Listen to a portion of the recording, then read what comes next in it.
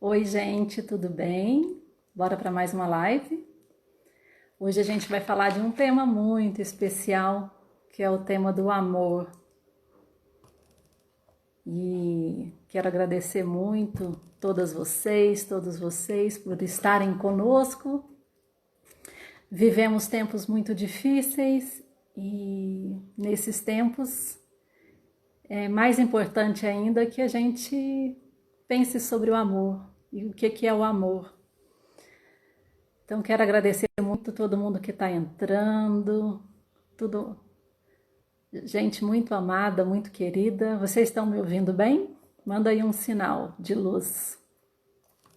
Estou aqui com a minha aguinha, com o meu café, esperando o querido companheiro William, que é psicólogo, é meu primo querido, e ele vai entrar aí para conversar conosco.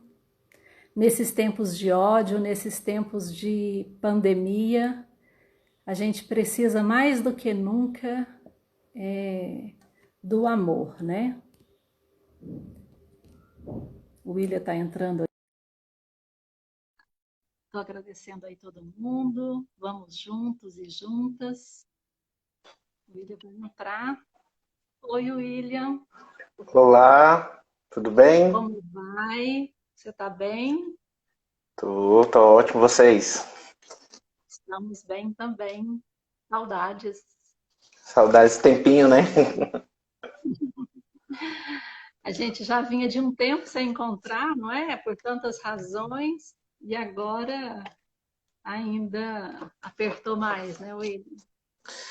Mas o imprevisto da vida, né? É verdade. A vida e seus Será que a, imprevistos inusitados. será que a Júlia vai aparecer aqui? A Júlia está aqui ajudando. Bom, agora, Juju? Ajudou? Meio fingido, né? William, quero te agradecer muito por você estar aqui conosco para conversar sobre o amor. Quando a gente pensou em fazer a live sobre o amor, a gente tem feito várias lives e pensei em você, que eu amo, né? E, e você que é psicólogo, que é mestre em psicologia, é professor também de psicologia, é coordenador do curso de psicologia da Faculdade de Ciências de Saúde de Unai. Então pensei em conversar com você e estamos aí com a galera acompanhando a gente. Como é que está o coração, William? No sentido conotativo ou denotativo? Vou te dar É, essa liberdade. Não, isso é até uma brincadeira, né? Porque é muito da questão dos sentidos, né? E de como que a gente vai entendendo isso.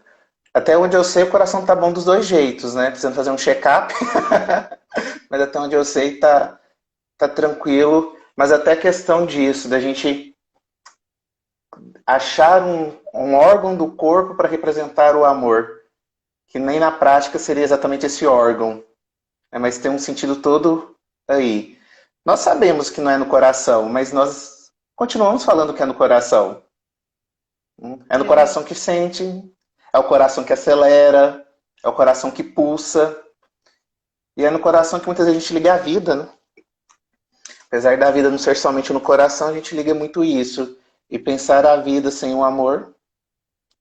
Se eu não me engano, e talvez você pode até me ajudar, se eu não me engano, uma das possibilidades de a gente jogar o coração como representante do amor tem a ver com os povos egípcios, em que considerava o coração o órgão responsável por ligar o mundo que eles viviam ao mundo após a morte, o mundo sobrenatural.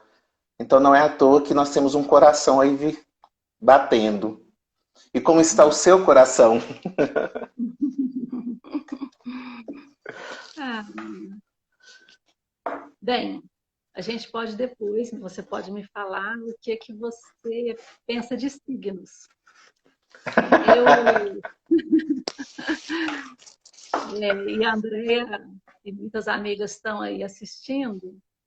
E signo nunca foi uma coisa importante para mim, mas na universidade, com a juventude, a gente tá vendo cada vez mais que ligam sentimentos, signos e tudo.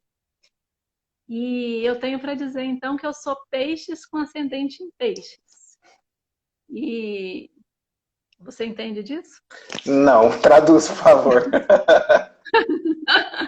Isso significa que eu estou sempre apaixonada, estou sempre ligada e, tipo assim, cabeça nas nuvens, ilusões, mas vai tudo bem. Agora, o problema é que no momento o mundo está muito difícil e aí a Deia está falando que é por amor, peixes e peixes.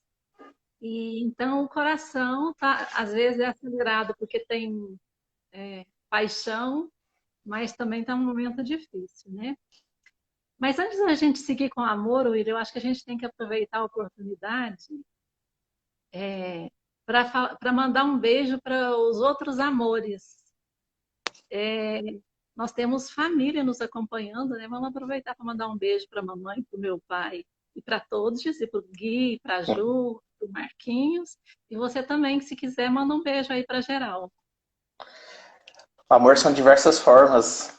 Apesar de hoje ser um dia que as pessoas acabam falando de um tipo de amor, que também se dá de diversos modos, o amor ele acontece de maneiras múltiplas. E a todos que de algum modo fizeram parte da minha vida e me fizeram entender ou compreender o que é o amor, né? Que com amor a gente também construa mais coisas. Porque amor também a gente vai aprendendo o que é. Então é importante essas pessoas que passam pela nossa vida e vão nos ajudando a construir o que é o amor e como viver esse amor. Então a todos aí, inclusive estou vendo até alunos aqui acompanhando. Olá, pessoal! Tem uma Amora aqui mexendo na minha câmera, que é a Amora Juju. Não sei se está. William, mas fala para nós, então, assim, se a gente puder, vamos pensar um pouquinho, o que é o amor, então? Precisa de uma definição? Será? Eu começo por aí, né? Mas assim, tem possibilidades de sentidos. Como eu disse, acho que tem sentidos. A gente tende muito a considerar o amor meramente como uma emoção. Talvez a principal emoção, o principal sentimento. Mas como pensar o amor para além de conexões neuronais, que também nós temos, não é à toa que quando nós... E aí a gente vai colocar aqui um pouquinho como se fossem coisas conjuntas, paixão e o amor, porque tem pessoas que dizem que são coisas diferentes, mas eu acho que andam em conjunto. Nosso corpo sente, a gente tem conexões. Nós temos aí dopamina, nós sentimos prazer, nós sentimos bem-estar, as borboletas no estômago que alguns dizem. Mas para além de um sentimento, o amor também é uma construção de muitas coisas. Eu acredito que muito uma questão até mesmo de decisão. A gente fala tanto em amor, fala, mas muitas vezes a gente tem uma dificuldade até mesmo de permitir construir esse amor. Obviamente, a partir de cada vivência que nós tivemos, de todas as nossas vivências. Nós não tivemos muitas vezes a questão da oportunidade, ou às vezes a compreensão de que o amor é uma construção, de que o amor é decisão, de que o amor é vivência, de que o amor ele não tem um modelo específico de viver, de ser vivido. E aí eu acho que acaba acontecendo, quando eu penso em amor em relação, aí eu penso mais na relação, que uma relação é muito uma questão de cumplicidade, de conexão, de topar junto. Independente de quais sejam as normas e que esteja satisfatória para todos e saudável, porque eu não sei o que você pensa, Jorge, mas quando a gente vai estudar mais sobre amor, a gente tem ainda uma concepção muito idealizada de amor, às vezes até romantizada demais, e às vezes uma visão de amor que me assusta. Amor que tudo perdoa, amor que tudo suporta, o amor que faz a gente se tornar um. Não penso isso como amor. Não penso isso Não que não possa ser para alguns, mas eu acho que isso não seja talvez saudável. Né? A gente não se anula para o outro. Eu acho que é o construir, conectar com o outro, vincular com o outro. Mas essa é uma pergunta que você faz que não tem uma resposta única. Tantos filósofos, sociólogos, antropólogos e psicólogos estudam o amor e não tem um consenso, mas eu acho que é exatamente por isso. Há uma multiplicidade da ideia do sentido que nós vamos dando para o amor. Todos nós vamos construindo uma ideia do que é amor. Possivelmente todos nós já tivemos diferentes ideias sobre o que é amor durante a nossa vida. Eu falo por mim, eu já entendi amor de diversas formas, de diversos entendimentos. E isso faz parte desse processo, faz parte dessa troca e dessa conexão. Mas como que você entende esse amor?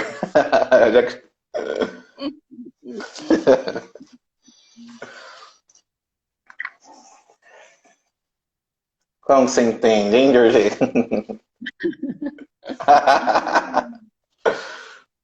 É muito legal isso, assim, embora, assim, eu que faço as perguntas aqui, tá me apertando. Então, eu concordo com você. Eu acho que a gente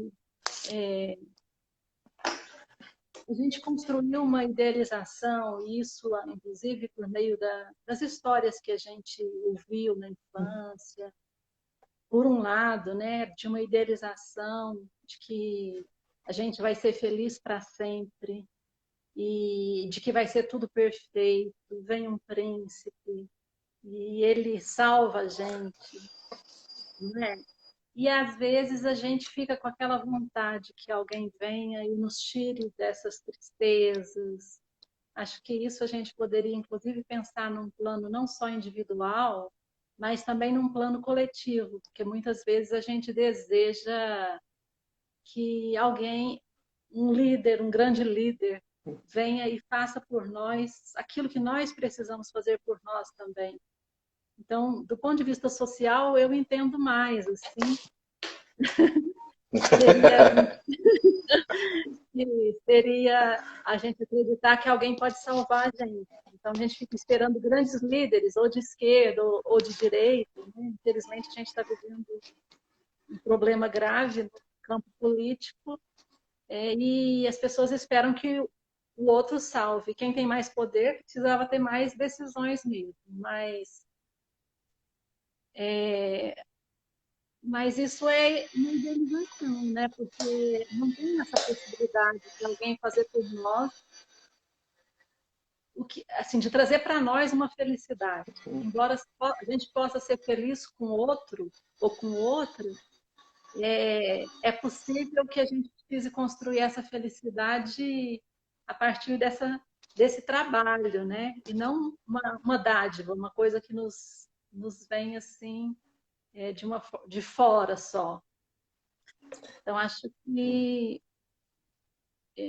Então, tem esse lado da gente pensar que o amor é tudo, que está no outro, que é idealizado, e também tem aquele outro lado que a gente aprendeu muito na nossa experiência, talvez, de família, de que é preciso a gente fazer tudo pelo outro. Eu acho que talvez a gente pudesse falar um pouco dessas dimensões de gênero, dessas diferenças entre homens e mulheres, héteros e LGBTs, assim, se você quiser comentar alguma coisa. Fico pensando muito nessa coisa do amor e do servir, né? Talvez pensando um pouco nas experiências das nossas famílias, das nossas referências de mulheres, que muitas vezes têm no trabalho a forma de relacionar Sim. com os outros e as outras.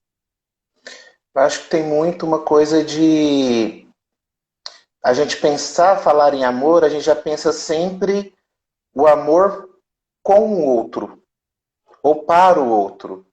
E a gente perde uma dimensão muito importante que sou eu. Uma pergunta que eu sempre faço para alunos, para pessoas que eu trabalho, seja em qual contexto, é qual lugar que eu ocupo, que eu estou ocupando na minha própria vida. Porque a vida, a gente fala, ah, minha vida, mas às vezes parece que a gente não está ocupando um lugar. E aí, pensar isso na questão do amor das relações, talvez entender como que eu me relaciono comigo e qual a minha ideia de amor comigo mesmo. Hum. É, tem alguns clichês e não é tão raso assim. É muito fácil hoje em dia as pessoas falarem, se ame. Beleza. Eu não sabia disso até agora, né? Agora que você me falou, minha vida mudou. Não é assim tão simples. Mas se a gente conseguir começar a construir uma ideia de amor comigo mesmo, uma relação saudável com a gente, isso dá mais possibilidades para eu estar com o outro, de fato, uma conexão. E aí entra nesses lugares do amor. O amor, eu vejo ele de diversos modos, e eu acho que ele já foi usado muito como um dispositivo de controle. Ele é usado como um dispositivo de controle, um dispositivo que leva à subjugação de corpos, de pessoas. Ele entra dentro da lógica de normatizações. A gente quer normalizar a vida e a gente normaliza o amor. A gente dá padrões para eles como se fosse um único modo de padronizar. A gente patologiza o amor e medicaliza o amor. O amor se transforma numa doença ou ele é algo que eu preciso cuidar, porque ele pode me deixar adoecido. E também nós não podemos esquecer do amor como um produto ou uma mercadoria, que mesmo que não seja algo que eu vou comprar, como hoje, Dia dos Namorados, né, a gente começa a comprar presentes, mas a questão dessa mercadorização das relações. As relações elas vão ter que me trazer algum tipo de ganho. Não é que isso não aconteça. A gente tem uma. Só que eu acho que não necessariamente é um ganho, é uma troca. É o que me faz bem. Não é uma. Porque assim, se a gente pensa numa relação comercial, e se a gente pega o modelo capitalista, alguém ganha. Alguém está ganhando sobre o outro.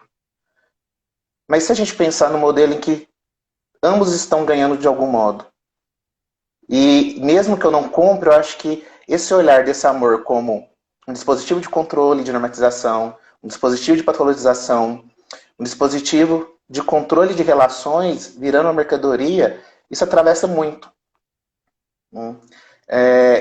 E aí, às vezes é muito mais difícil, né? Eu prefiro realmente achar que o amor é essa coisa linda, que o amor tudo salva e que o amor é a melhor coisa do mundo. Só que o amor, ele é vivenciado, ele é praticado. Então, mesmo que eu viva o amor, eu vivo numa relação concreta. Isso vai trazer processos, vai trazer conexões, traz mudança. A mudança gera processos que podem ser sofridos. Porque é essa outra ideia, né? Então, quando eu encontrar o amor, que eu já acho equivocada essa expressão, alcançarei também a felicidade. Será que de fato que amor está tão atrelado com felicidade assim? Eu nem sei se eu cheguei a ir para onde você queria, mas se vai abrindo as possibilidades. William, você tem profundidade, não é?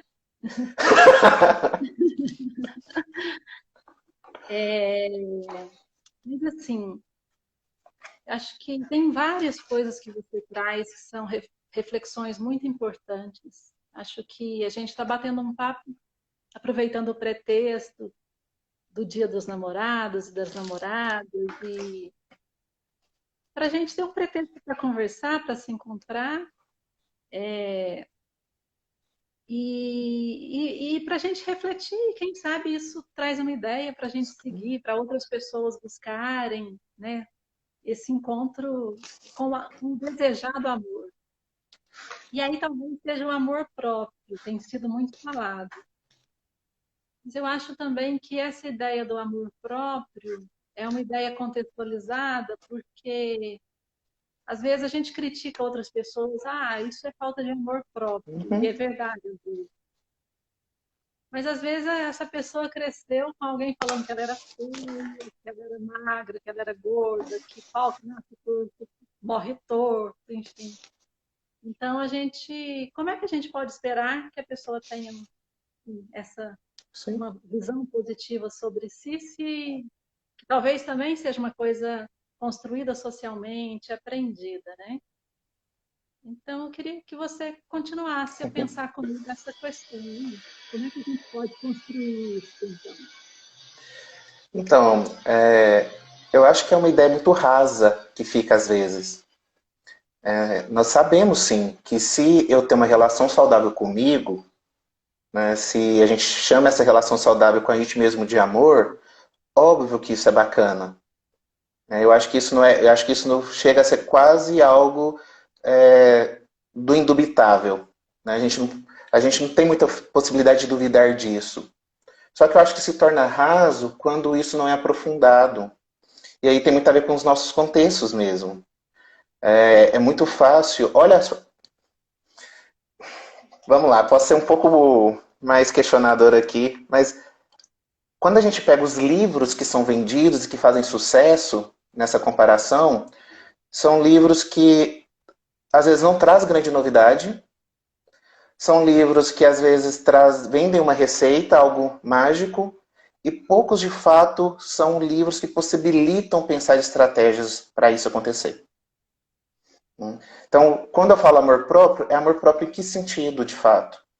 Porque eu me amo, mas eu me amo como? Porque eu posso me amar, mas será que não é esperado até formas de demonstração desse amor próprio? A gente liga muito a uma demonstração social do que seria esse amor próprio. Então, a pessoa que se ama, ela vai estar se vestindo bem, ela vai estar arrumada todo dia, e às vezes não, eu estou me amando de pijama na minha casa, descabelado ali naquele momento. E isso é um caminho. Eu acho que, e aí eu acho que é uma outra possibilidade de a gente trazer a questão do amor. O amor ele não é fato, simplesmente ele é fenômeno. Então, se é fenômeno, ele é atravessado e transversalizado por vários outros processos.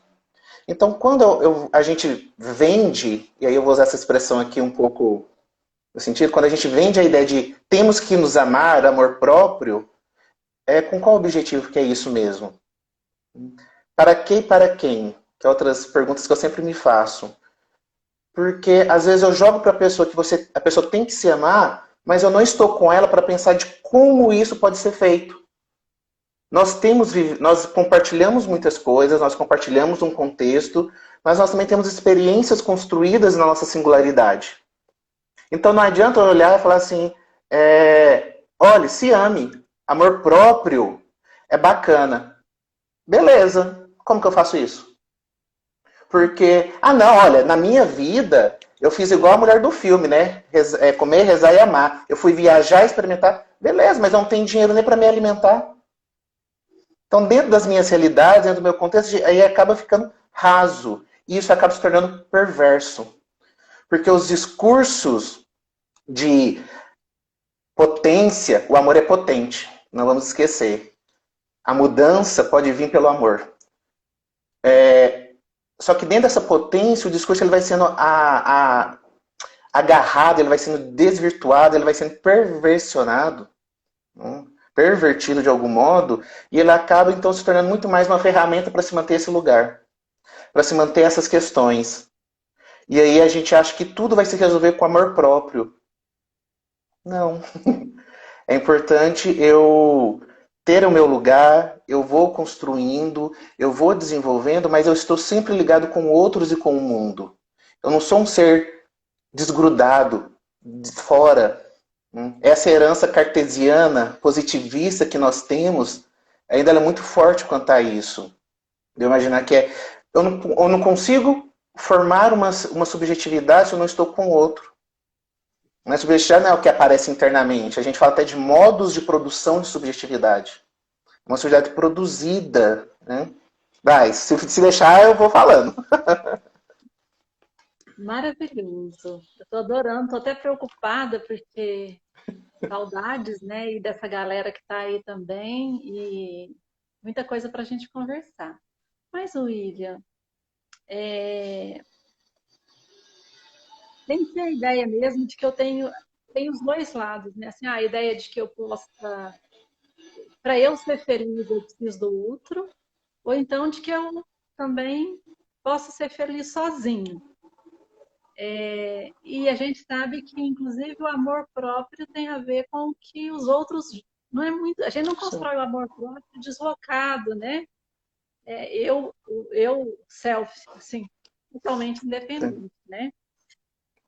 Mas a gente sabe também que na nossa sociedade foi construído muito fortemente a ideia de que para as mulheres serem felizes, elas precisam de um marido. Inclusive, eu tenho aqui em casa um livro que se chama A Invenção da Solteirona, de uma companheira lá de Montes Claros, Cláudia Maia, que é, inclusive, coordenadora do grupo de trabalho de gênero na AMPU, na Associação de História, que mostra como foi construída a ideia de que para a mulher ser feliz, ela precisa ser casada. Isso tem a ver com os projetos de poder da igreja, porque uma mulher solteira, ela podia trabalhar e receber, ela podia herdar e ela podia negociar. E uma mulher casada não podia. Então, foi feito uma caça às mulheres solteiras. E na nossa sociedade é muito forte a ideia de que nós mulheres, para sermos felizes, nós precisamos de um homem. Então, é uma sociedade que não gosta das mulheres, né? Você aí está com seus cabelos grisalhos e certamente na sociedade que a gente vive, para o homem ser grisalho, tudo bem, né? E nós mulheres, agora na quarentena, que muitas estão com dificuldade de colorir os cabelos, que já é uma imposição, né? Dá aparência de velhas e é criticado. Então, queria que você me ajudasse a pensar sobre isso, assim, sobre essa sociedade que coloca as mulheres para correr atrás do buquê de flores nas festas de casamento, digamos assim, e coloca os homens com a ideia de correr do casamento, né? Sendo que a gente sabe, de acordo com estudos demográficos, a expectativa de vida dos homens que se casam aumenta e a expectativa de vida das mulheres que se casam diminui. Então, eu sempre oriento, em termos de expectativa de vida, quem quer viver mais sendo mulher permanece solteira e os homens que se casam, né? Mas passa-se uma ideia de fragilidade, né? E aí mesmo para quem tem uma formação, por exemplo, eu sou mulher, sou professora, tenho minha renda, mas ainda eu não estou fora da sociedade, da subjetividade que a gente vai construindo socialmente também. Então, se você quiser comentar alguma coisa em relação a isso. É muita coisa. Aí, só dessa fala aí já tem vários pontos que a gente poderia aprofundar. Eu estou vendo que uma hora vai ser ali, né? Vai deixar muitos pontos de possíveis outras coisas. Eu acho que tem muita coisa que a gente poderia pensar. Uma é a questão sobre, sim, nós temos uma sociedade ocidental, principalmente, construída em cima de princípios patriarcais, machistas, falocêntricos, branco, cristão, de maneira geral. Essa ideia que hoje ainda tentam vender para a gente que existe uma neutralidade, ou existe... Não tem como. Então a gente tem que partir desse lugar de que, de fato, nós temos uma construção aí que vem de algum tempo. Quando a gente pega alguns estudos, por exemplo, sobre questão de gênero e sexualidade, aí você domina esse espaço muito mais do que eu, mas a gente tem até possibilidades assim, de pensamento de como o corpo da mulher e a mulher por si, ela foi sendo subjugada a partir desse lugar, né? A mulher se passa a ideia de propriedade privada com a questão desses relacionamentos. Então, essa ideia de privatização, né? Então, assim, a partir do momento que surge essa ideia de propriedade privada, de algum sentido, não exatamente esse no sentido liberal, mas a ideia de que a mulher passa a ser uma propriedade. E aí a gente vai para um outro ponto, que é a ideia de que, se eu estou falando de amor entre casal, adulto, né, vamos assim dizer, que isso terminaria num casamento. E de que o casamento simbolizaria, de fato, a grande questão do amor e da felicidade. Por quê? E aí a gente poderia pensar que, assim, tem várias Porque alguns filósofos já falaram sobre isso, alguns psicólogos, de que uma das coisas que faz a gente se relacionar com o outro tem a ver com garantir a sobrevivência da espécie. Teria um instinto aí, sobrevivência de espécie. Mas por isso eu não preciso casar. E aí a gente constrói uma ideia de que a forma saudável e bonita de se relacionar com alguém é casar. E aí a gente tem um casamento construído em cima de todos os pressupostos patriarcais, machistas, de lugares sociais, manifestações sociais, em que tudo isso vai sendo direcionado. E aí a gente constrói uma masculinidades, nós construímos feminilidades, nós construímos outros princípios que vão fazer parte da sociedade e vão entrar em tudo isso que a gente está falando, né? Também se torna dispositivo de controle, dispositivo de sofrimento, se torna possibilidades para isso. Por que eu tenho que casar? Essa ideia é construída. Mulher quer casar, para o homem é o fim. Essas brincadeiras, que parecem brincadeiras, mas dizem muita coisa. O cara brinca no dia do casamento dele. Nossa, agora eu vou ser preso. Nossa, coisa ruim. Se você não quisesse, não casasse. Inclusive, até pensar isso. Se eu estou com alguém que imagina que casar é o fim da minha vida, então não é alguém para estar comigo. Tchau. Só que não é tão simples assim, porque tem toda aquela ideia assim, nossa, mas se eu não casar? E se eu ficar sozinha? E se... E aí que a gente vai falar de tudo isso. Então, assim, como que eu poderia me relacionar comigo? Inclusive, eu vi alguém falando assim que amor próprio é amar como eu sou. Como que nós somos? Que pergunta complexa. Eu não consigo definir como eu sou hoje. Né? E também não consigo ver o tanto da ideia que eu tenho quanto a mim, ela também não passa por um processo de construção social. Eu gosto do meu cabelo curto. É um gosto pessoal. Só que esse gosto pessoal ele só acontece dentro de uma sociedade que traz isso para mim de algum modo. Se eu vivesse numa outra cultura, eu teria gostos pessoais diferentes. Então, até essa ideia de uma singularidade, de um gosto pessoal, também passa por isso. Casamento é para mulher porque o homem... Já viu como é que é homem, né? Homem casa, mas não. Como que a gente constrói essas relações? Então, eu acho que perpassa muito por construções de masculinidades e feminilidades, a ideia de propriedade, a ideia desses pressupostos patriarcais, machistas, falocêntrico, misógino, porque mulher ama, homem pensa em sexo. Isso é construído também. Eu acho que a gente tem que trabalhar muito, aí eu vou lembrar de vários autores, mas eu vou lembrar do Brecht, para a gente não naturalizar as coisas. Nós naturalizamos coisas que não devem ser naturalizadas. Eu acho que um grande processo hoje é nós desnaturalizarmos algumas questões. Só que, vamos imaginar, há quantos anos, séculos, essas coisas foram construídas? Então, obviamente, que é um processo de desconstrução e reconstrução de outras coisas. Também não é do dia para a noite. E aí, até como que a mulher vai ocupando esse lugar. A mulher que vai cuidar do cara, a mulher ela é mais adulta que o homem, coitadinho do cara, né? Ele ainda é muito jovem para isso, a mulher que tem que dar conta. Não, a mulher vai salvar, ela vai mudar o homem. Eu acho que a gente tem que pensar em formas de relacionamento que eu me sinto saudável, que eu me sinto bem. Eu não consigo pensar numa ideia de relação e de amor em que eu vou estar mal. Não é me sentir desconfortável e incomodado algumas vezes, porque isso é da relação.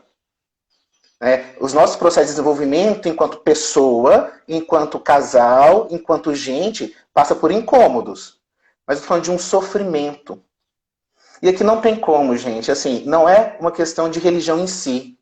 Mas essa ideia que nós temos, a religião ela foi um fator muito, muito importante nessas ideias. Esse princípio de que o amor tudo cura, o amor tudo salva, o amor... Que amor é esse? As pessoas elas subvertem essa ideia de amor. Porque é quando convém. Quando é para eu ser curado, o amor cura. Mas quando sou eu agredindo, e aí a gente vai tendo algumas dimensões que vão sendo muito mais complexas quanto a essa ideia. Deixa eu calar, senão... Maravilhoso. William,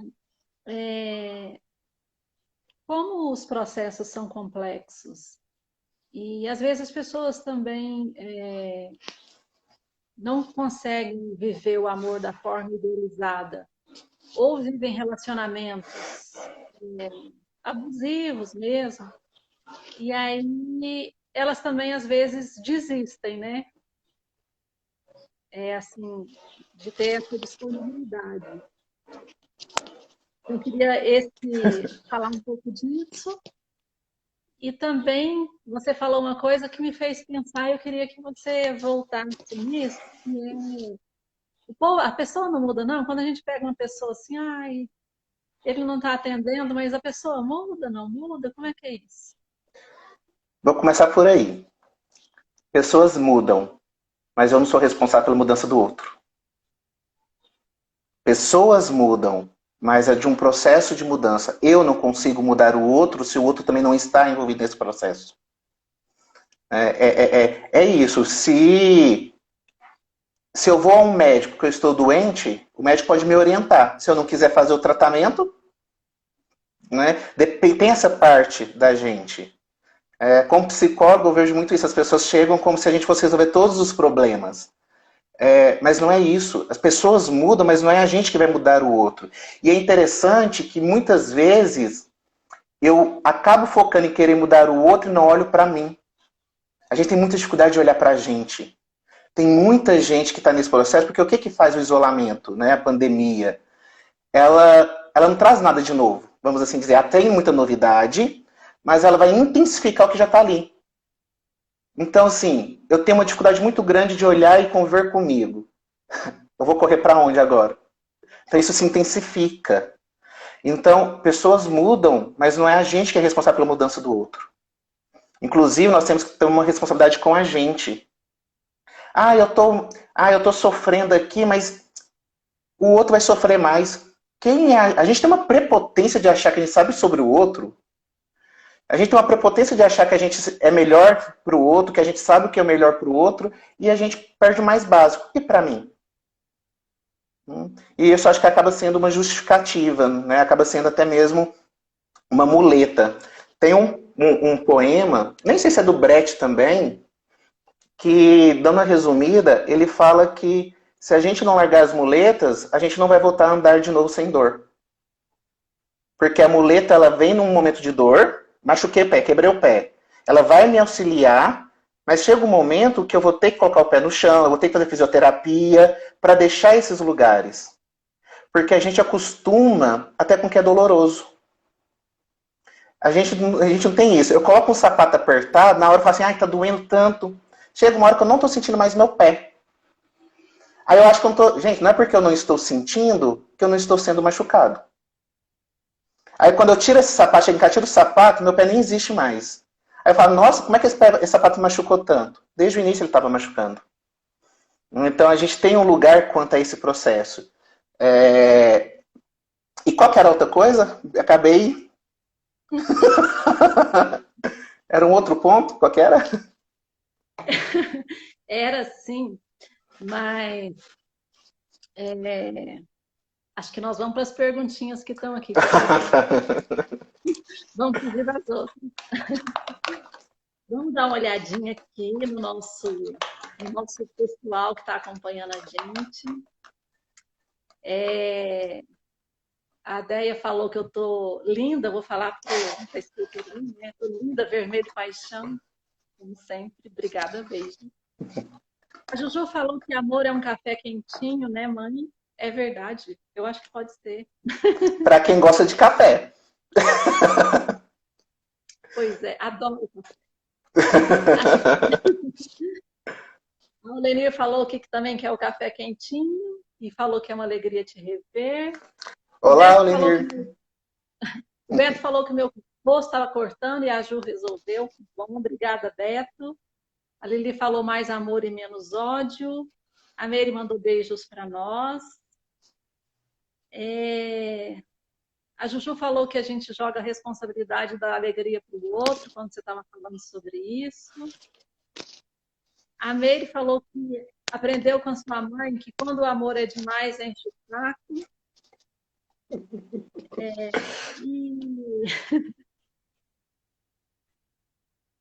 acho que a Mary falou que aprendeu que com a nossa mãe e avó que amar é sofrer, alguma coisa assim. É...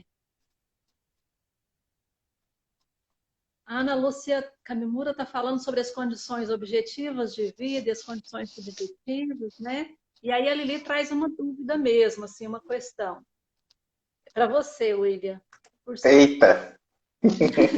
Ela fala assim, uma dúvida sobre a questão do sexo, porque sexo para os homens seria algo natural, enquanto eles negam a sexualidade feminina.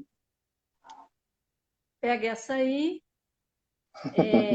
mas vou comentando aqui ainda. A minha querida Simone, a amiga Simone, chegou, disse que chegou atrasada, mas chegou, fez aniversário ontem. Beijos, maravilhosa. Aqui tem o Will, que fala que amor é construção histórica. A Mary fala que não aguenta mais essas falas sobre amor e muito alegre. 4324C. Para ter amor não precisa casar. Eu ser casada e não precisaria ser casada para vários tipos de amor. E aí a Yara falou, essa live foi para mim, né, Georgetana?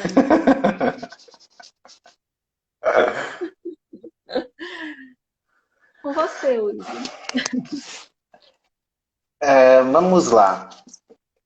Ela é complexa, apesar de parecer simples, a questão da sexualidade, né, quando fala desse lugar. Por quê? Porque a gente tem a questão da construção social e muita gente quer reduzir uma questão orgânica e biológica. Só que a gente esquece que o orgânico e biológico ele não é separado da questão social. O social, em alguma instância, ou várias, em alguma medida, ele também interfere no nosso processo biológico orgânico e vice-versa. Tem aí, se a gente pega estudos em genética, quando eu falo de fenótipo, eu estou falando um pouco dessa questão. Não estou baseado somente na genética, nos genes. Então, porque pode falar a questão do hormônio. Muita gente fala a questão do hormônio. Ah, o homem tem hormônio. Não, porque também testosterona está presente na mulher. E aí eu acho que eu vou voltar até uma ideia de animalidade, quase. Como se o homem tivesse um instinto.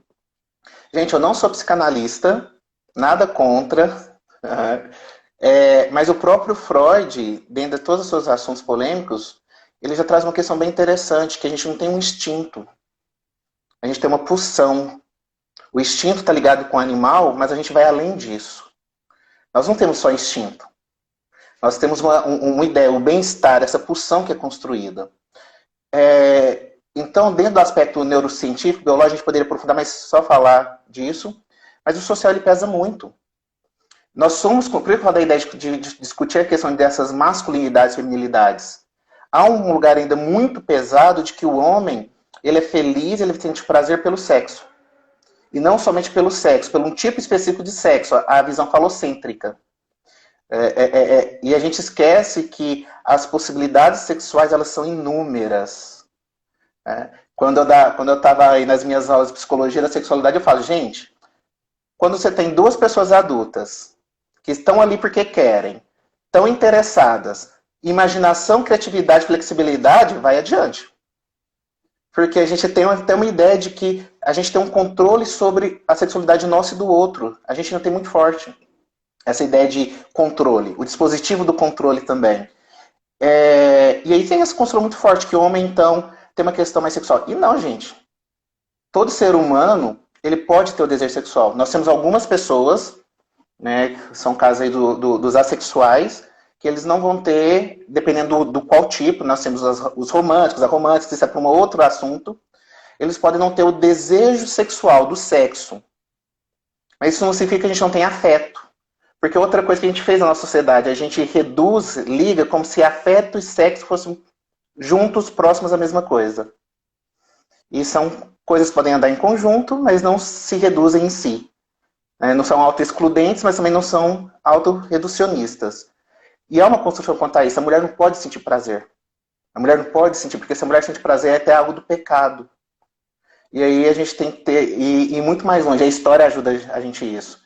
Eu acho que qualquer profissional, qualquer ser humano, cidadão, a gente tem que conhecer a história, porque a história traz esses lugares pra gente, quando isso surgiu.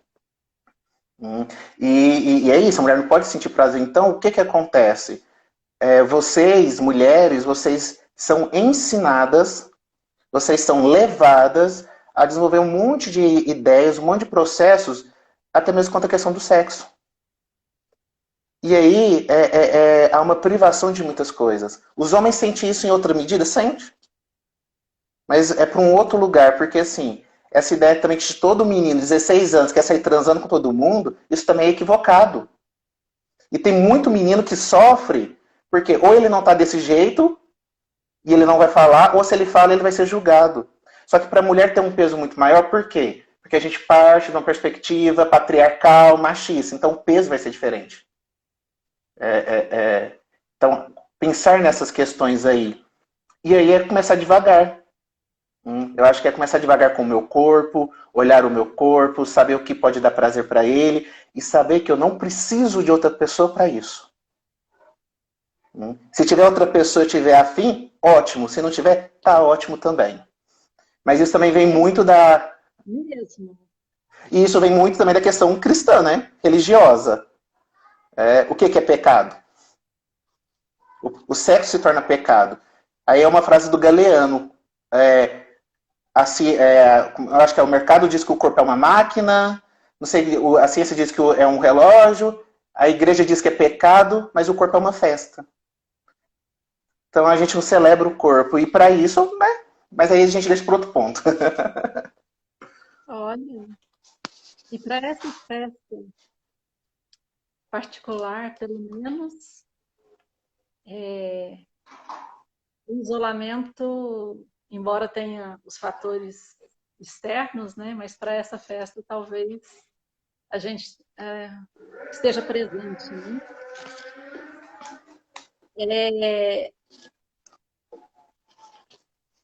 William, e essa coisa da posse, hein? E do ciúme, e do poliamor? Eu acho que não foge desses pontos que nós estamos falando. Da ideia de propriedade, ideia de poder, as relações estabelecidas no poder. E se eu tenho uma relação de poder, eu estou dizendo que alguém está num nível diferente do outro. Então, acho que isso acaba passando por essa ideia. E aí, pensar nisso, nessa questão, ela é complexa também. Porque a gente tem a ideia de que nós temos o domínio sobre o outro. Gente, se alguém quiser fazer alguma coisa, não é você olhar o celular da pessoa, não é você seguir a pessoa que vem pedir ela de fazer.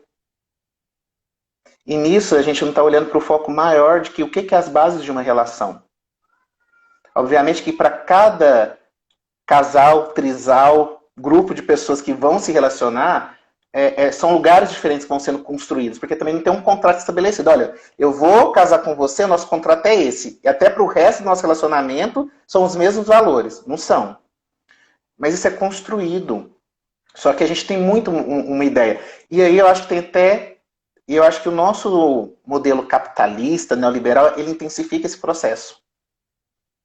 A gente tem uma ideia muito liberal, que é aquela coisa bem de fachada. Então a gente quer ser muito liberal, mas a gente não é liberal porcaria nenhuma. A gente está muito na ideia arraigada de algumas coisas.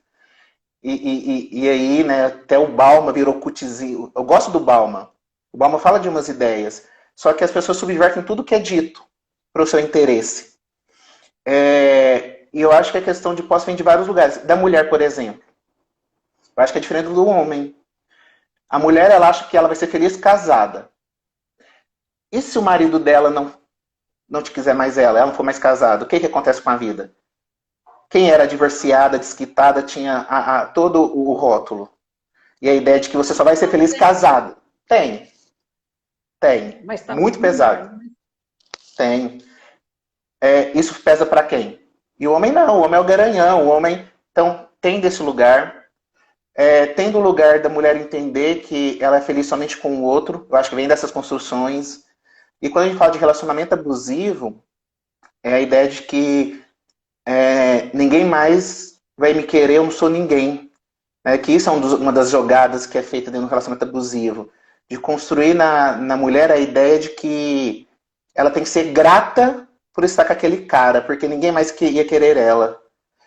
Então, acaba criando um dos outros lugares. E, de novo, eu acho que a gente não consegue ainda, a gente está num caminho, e acho que é cada um, construir estratégias saudáveis de que é um relacionamento. Igual as pessoas falam de traição. Ah, fulano ficou com outra pessoa, é traição? Não sei. Eu não sei o que está acordado entre as pessoas. Se eles estiverem num relacionamento aberto, se eles tiverem um relacionamento livre, a traição ela é muito mais não do ato, ela é muito mais do que é acordado, do que é da confiança. E a gente desvirtua muito a base do que é as relações, a base do que de fato é isso. Eu acho que a gente tem que construir ainda muita ideia de que leva a uma relação. O que foi? Uai, eu tô amando, mas eu acho que eu vou precisar de uma sessão pelo menos por semana. Não é, galera? Tá acompanhando aí uma sessão assim, a gente sabe que só fica à vontade, né? Mas vamos pegar aqui algumas perguntinhas, porque o Instagram ele tem esse tempo dele, né? Que já é um tempo dessa modernidade. Bem, a Juju falou que tem uma série chamada Explicando na Netflix, que tem um episódio ótimo chamado Orgasmo Feminino, 20 minutinhos e super vale a pena. Eu ainda não assisti, então acho que é para esse final de semana ainda. A Simone, ela pergunta se você acha que pós-pandemia as relações mudarão, no sentido de sermos mais fiéis ao nosso desejo sem seguir as normas impostas pela sociedade. E o Guilherme, nosso querido, se a superação, por que é tão difícil superar um amor depois de se apegar a alguém? Apego e amor não necessariamente são a mesma coisa. Então, quando a gente tem um término, será que é da ordem do amor ou de outras ordens? Como assim? A gente acostuma com a pessoa, a gente tem uma outra relação, a gente acostuma com uma rotina. Isso a gente vai sentir. Eu não sei se necessariamente é da ordem de um amor. Né? E aí entender o que é de amor, porque o apego é algo muito bacana. Eu ter um apego com o outro. Só que se eu entendo o apego da maneira equivocada, o apego passa a ser uma dependência ou uma posse. E eu utilizo o nome apego. E às vezes nem é, né? Tá só... Eu não sei se de fato, eu acho que a gente... amar não é sofrer. Mas quando a gente está com alguém que a gente ama, a gente pode sofrer. A gente só sente uma perda se tem uma implicação afetiva envolvida. Se é alguém que eu não tenho nenhuma implicação afetiva, isso não vai me alterar tanto. Se eu tenho uma implicação afetiva, isso vai me alterar. Só que eu falo isso algumas vezes, às vezes o término é um ato de amor. Dentro de toda a das questões. A gente não só termina relacionamento quando a gente deixa de amar. Assim como a gente permanece em relacionamento sem amor, a gente também pode terminar sem... e a gente continua amando as pessoas. Aí entra a questão do ciúme.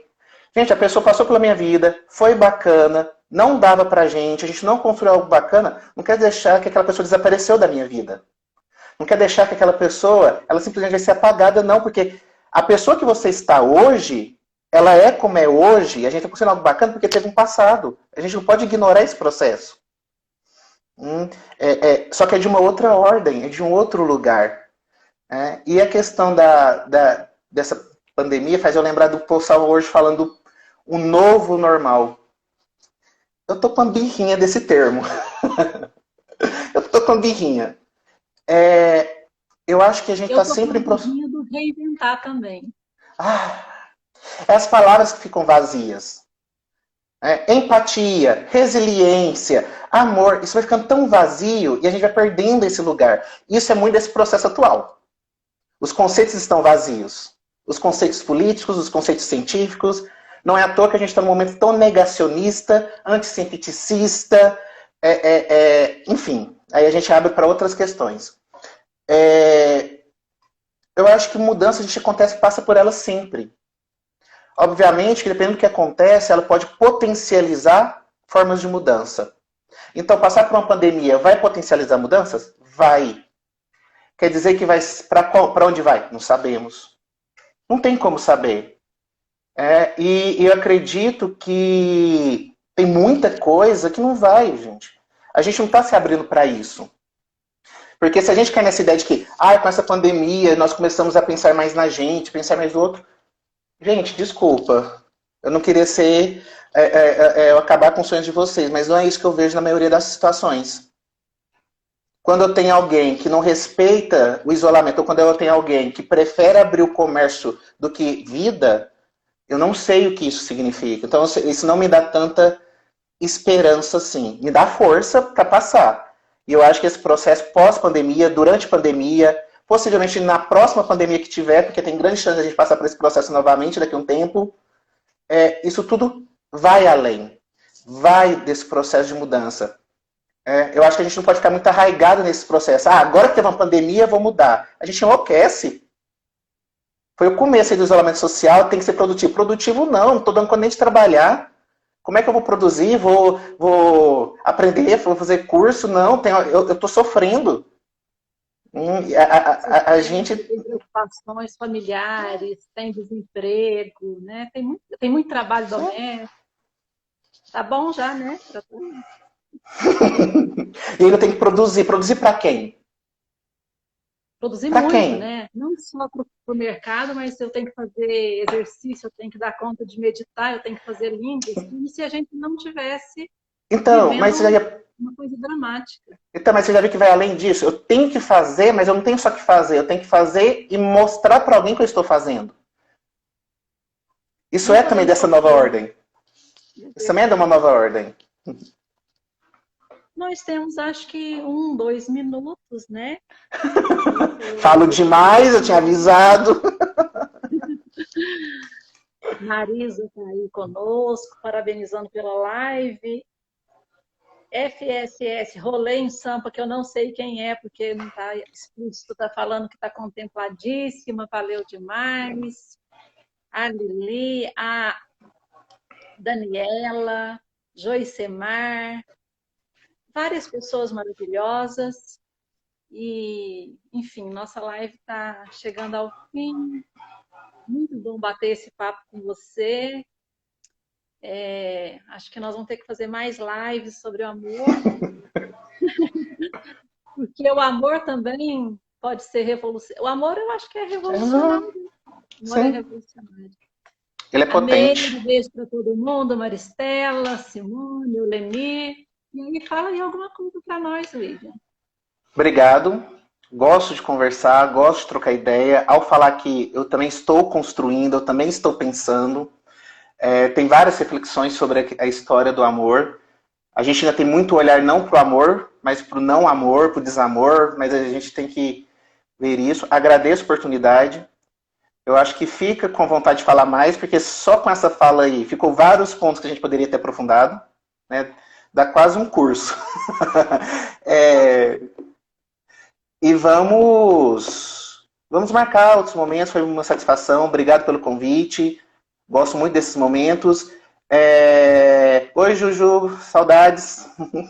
E, pessoal, quem tiver alguma coisa, quiser me perguntar algo que não deu tempo aqui, quiser, me segue no Instagram, no meu perfil lá do psicólogo, _William Moura. Lá acompanha um pouco do meu trabalho, pode mandar as perguntas no direct e a gente vai tentando dar conta disso. Tá? Que maravilha. E você está atendendo, William? Tentando, mas estou. Atendimento online agora, né? Agora não tem mais essa barreira do tempo aí, do espaço, do território. Mas é só entrar em contato, estou atendendo, sou professor, coordenador, é isso. Pai, né? Muito bom. Beijo, gente. Gratidão, beijo. Se cuidem, se puder, fiquem em casa e vamos resistir e lutar pela vida. Muito amor para vocês. Beijos. Tchau, Beijo, tchau. tchau. Falando. Muita coisa boa. Tchau, gente. Tchau, Tchau. Vanessa. Obrigada, William.